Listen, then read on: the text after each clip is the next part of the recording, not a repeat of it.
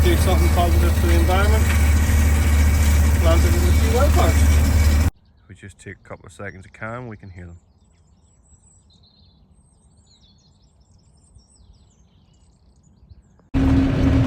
Good afternoon, welcome back to the channel. We are out today topping potatoes to flail the leaves off and get them desiccated for harvest. We have to get the tops of potatoes all well deadened for them to store for the winter. As you can see in the background, we've got lots of lovely wildflowers, and that's the wildflower margins around our fields on the headland that we don't plant. Camera here to show you what I mean. See out the window there. That inside tramline run, 3 meters, we don't plant it because I deem it too much of a risk for disease and blight getting in to damage plants as we turn on it. So we leave it unplanted. So why not do something positive for the environment? Plant it in a few wildflowers. Provides an area for beneficial insects. So we're being told to promote looking after the environment. This is a dead space, ideal for that. Oh, the window. Just like that steep bank there below the trees. Can't really plant potatoes in there. So we've planted it again with the wildflowers. They haven't done just as well, but it's a good area still for wildlife. You also get sections like this in the corner of the field where machinery can't operate, can't plant potatoes. You really, going on the width of your sprayer is dependent. So our sprayer is 30 meters, so we have 15 meters from here to the hedge in a square that we can't plant. So again, perfect spot for the wildflowers. Basically what we're wanting to do is take the leaves off the plant and leave enough stems like this that we can hit the stems with the chemical which will dry these plants up, finish the ripening process and leave them dead for harvest. And it's also essential for skin set on the potatoes. We don't do this just to make life easier. This is so that the potatoes, these are navin, the skin will set nice and firm and strong and hold and seal the potatoes to keep them good for winter. Down here in the hollow, this bit isn't just as big. Technically we would like these a wee bit bigger, but the rest of the field, we've done sample digs, are all a good enough size. Now, one of the reasons we're doing this with a flail and burning diesel in the tractor is the chemical that we used to have to do it, which we could have come just to the full stems of the plant. Then one application of chemical would have killed them off, dried them up and done the job. Now, it has been banned. It's in Northern Ireland, parts of Europe, the UK, I'm not sure exactly all where, but it's banned for several years in Northern Ireland. Still widely available in America, etc., where they use it in several crops. It wasn't banned for a safety issue on food. It was banned because it was deemed unsafe for the operator to handle the risk of the operator taking ill through cancer, whatever it may be. Now, we're not going to go into the argument of whether it was or wasn't safe for the operator, because that's just a big story. But again, it shows the variation in regulation. Here in Northern Ireland, we cannot use that chemical. We now have to do a pass with the tractor, burn diesel, flail these tops off, then come with a pass of a different chemical to finish the job. So probably environmentally there's more impact doing it this way than by just using one run of chemical, but that's what we're faced with now. So sometimes legislation and rules set by governments make it more difficult for farmers. It's not by choice that I want to be flailing tops and burning diesel in the tractor on a Sunday afternoon. As you can see, I've also chosen to plant wildflowers to try and be beneficial to the environment. But that's the route we've been put down. This works perfectly well in nice dry conditions, but because I have to go through every bed of potatoes through every 2 drills, I'm putting a wheel in from the tractor. If it was wet conditions, I'd be compacting soil, creating issues around when we go to harvest, bringing up lumps of soil. So it's not an ideal process, but we've been doing it for about 10 years now, and it's what we're faced with. It's the best way of killing these potatoes off, to get a nice skin set and ready for store, because when we harvest these in October, they have to store the cold storage unit at the yard all the way through, possibly to next June, July. So we need them to be 100% safe to store. We don't want to take them out and then have rotted or damaged or lost their skin finish, because at the end of the day, you the consumer wants an optimal product. So that's why we're doing it. Now, these wildflowers sowed around this field, done voluntarily by myself. It's full of bees and flies, butterflies, ladybirds. There's all sorts of flowers in here. We've even mixed in a bit of clover. It was to help keep the weed suppression down. The clover's just coming into flower now, the red clover. There's a few weeds, but with an array of...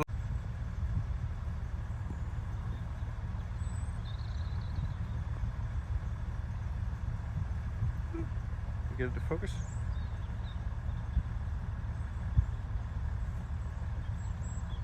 Now, if I was prepared to pay extortionate amounts of money, which I have done in a small patch elsewhere, for native Irish wildflower seed to do the exact same job as this, and it was a minimum of 10 meters wide. Yes, 10 meters wide, even though the multiples of most equipment in Northern Ireland is 3 meter pass, so 3, 6, 9, 12. For some reason, Dara decided 10 meters was a good idea. Again, it's the lack of joined up thinking, we'll just pick a round figure, 10 meters will do. The cost of buying, sowing and putting the wildflowers in would only be covered by the money that Dara would pay me an environmental farming scheme payment to sow it. Now, I have put this in myself because I want to look after the environment. This, in most parts, is 3 meters wide to cover the 3 meter area where I would normally drive with the sprayer, and then the boom goes out to the hedge. This is not eligible because it's not 10 meters wide. Now, would it not be better to employ common sense and allow farmers to use areas like this that are uncropped, unplanted, not going to affect food production? Same with the corners, 15 by 15 square. Some farmers are on 24 meters, so it'll be a 12 by 12 square, and be beneficial to the environment and get payment. Going forward at the minute, we don't know what we're going to do, but if the schemes were similar, I would be saying I'm not taking land out of production to spend money on expensive, extortionate wildflower seeds or whatever it may be to try and gain back some of the single farm payment which we're going to lose to tick a box. I'll do what suits me in my areas, allowing me to produce the food, and go from there. Means technically over the next few years I have to aim to farm without any government support, because this is the schemes they're going to put forward. I don't know what they are. We're going in blind as farmers. Currently our scheme changes next year. We don't know what they're going to tell us we can and can't do, or must or mustn't do, to tick a box to collect money for environmental good and public good. Now, to be honest, to me, in the cost of living crisis, the public good is to produce good quality homegrown food that's going to be on the shelf. When the imported food starts running out because every other country is suffering, where's ours going to come from if our fields are full of wildflowers? There's a lot of other things that could be done. Cover cropping, in between crops, the wildflower strips in the smaller widths, as you can see, that goes all the way across to the far end of the field. As opposed to being a tight knit, you must do this in this regime that's not functional, not practical for farmers. And it would be great to get the minister out to see things like this that are practically possible and working, and would work for all parties, as opposed to just trying to fit it in an easy box to make it easy for a DAERA official to say, oh yeah, that field's done this way. It's not that simple. If I was to set aside this 8-acre field in wildflowers or cover crop and not plant it, I'm going to have to go and rent another one somewhere else to grow the potatoes, the wheat, the barley, whatever it may be, to actually have something to sell as a functioning business. Our business in farming is to grow food. And we've lost that message, unfortunately, at the moment. Over my shoulder you can see some weeds and bits and pieces. We had a few vegetables in there, and the weeds have now taken over. I'll continue to work away at this field, but to show you that this other one, the standards and the Mars paper, is all complete. We'll let that all dry off for a couple of days now, and then we'll apply the chemical which will dry up those stalks. Basically the aim of the chemical is to dry up the sappiness in the stalks, and now that the leaves have disappeared and the stalks dry up, the plant has no method of continuing to grow or get sunlight or photosynthesis. Therefore it dies off, dries up. The roots will then die off, separate from the potatoes. The potatoes will then skin set, harden themselves off for storage, and be safe to lift out of the ground and keep for a long period of time without going off. Big moral question for society now. When given the choice, will you buy local, high quality, environmentally friendly products, or will you buy what's cheapest on the shelf because you're led to believe that through the cost of living crisis it's the food that's too dear, as opposed to the holidays and the diesel and the electric and everything else? Have people got their priorities correct? And is there a point in us as farmers going through all this process to meet environmental benefit if we, the consumer, doesn't really care any longer? Another question is, does our government and DAERA want us to grow daisies and poppies and import our food, which we already do in potatoes, veg, cereals? We can't produce anywhere near the quantity required to feed our people. Or do they want us to grow food in conjunction in the right locations with daisies and wildflowers and still feed our people, or help feed our people? Because the climate's changing, and those places where the food continues to come from at the moment, their climates are getting harder and harder.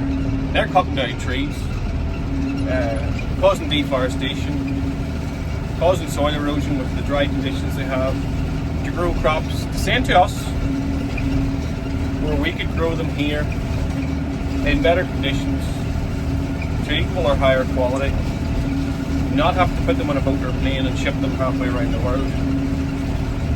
But it seems okay that the government just wants to offset our carbon footprint somewhere else if we import it from somebody else's problem. See, the thing is, I'm not the only farmer and in the only sector wanting to do a good job and do something different by trying to be environmentally friendly, use less insecticides, plant wildflowers in the right places to look after our beneficial insects. But DAERA, government, politicians, policymakers don't really seem interested in what the likes of myself have to say. And then afterwards when we say, look, that's impractical, that doesn't work, or that's not possible, or that's a waste of taxpayers' money, it's too late. And nearly they don't want us telling them how they can do it, because they nearly deem it as, well, we know what we're doing. We're the guys on the ground in the field working the crops. We're not trying to destroy the world and the environment. We're trying to run a business as efficiently as possible with a country of people who want cheap food. Yet we're supposed to add more and more for the environment with less and less income and less government support. We still don't even know if there's a budget for government support, but we'll leave that aside for now. I personally, as a farmer, don't want subsidies, don't want support. but we're farming in a wee small area with everybody around us in Europe, in Southern Ireland, UK, getting government support. So if we are priced, our food is priced on the world market, we're at a disadvantage if we didn't have subsidies, because the consumer processing the supermarket ain't prepared to pay more than they can get it for somewhere else. Unfortunately, as a farmer who's under 40, deemed as a young farmer, who would possibly want to farm for the next 30 or 40 years,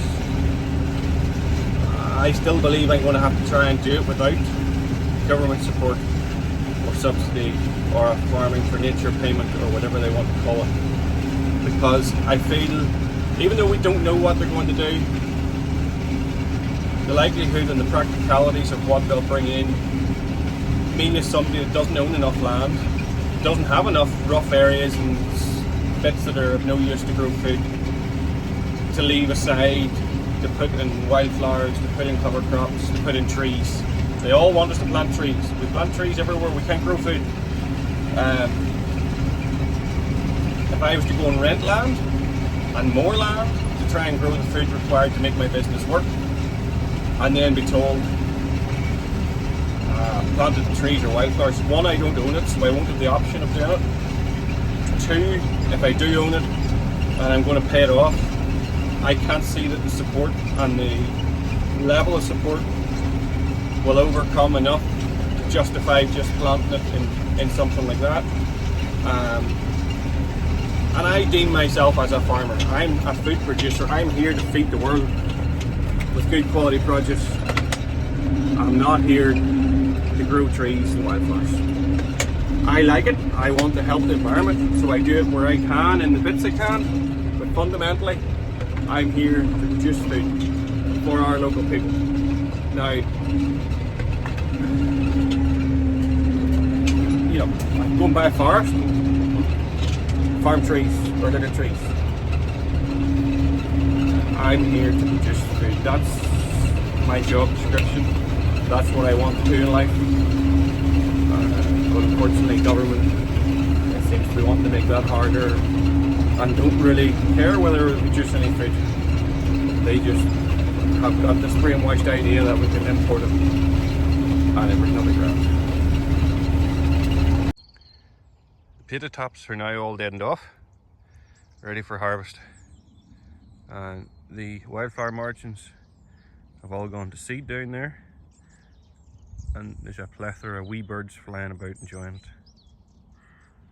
If we just take a couple of seconds to calm, we can hear them.